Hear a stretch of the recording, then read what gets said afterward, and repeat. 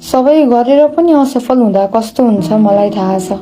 असफल भएपछि एक्लै रुँदा कस्तो हुन्छ मलाई थाहा छ। तर एक दिन सफलताको हुरी आउनेछ र यो असफलताको धुलोलाई उडाएर लानेछ।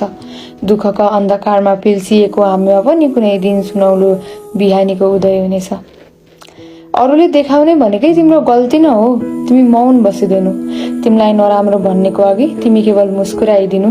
तिम्रो यात्रामा बाधा पुर्याउने धेरै हुन सक्छन्, तिमी धैर्य रहिदिनु। उनीहरूले शब्दको बाणले प्रहार गर्लान्, तिमी मौनताको ढालले रोक्नु। उनीहरूको शब्दमा कति वजन रहेछ, तिमी आफ्नो सफलतासँग जोख्नु। असफलतामा साथ दिनेलाई सफलताको भागीदार बनाउनु।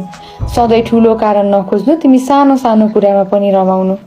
जति राम्रो चरी त्यति धेरै पिञ्जडाको डर हुन्छ। तिमी कसैको अधीनमा नबस्नु। जिन्दगीदेखि दिक्क लाग्ला, तिमी एकपटक आमा बुवाको मुहार सम्झिनु।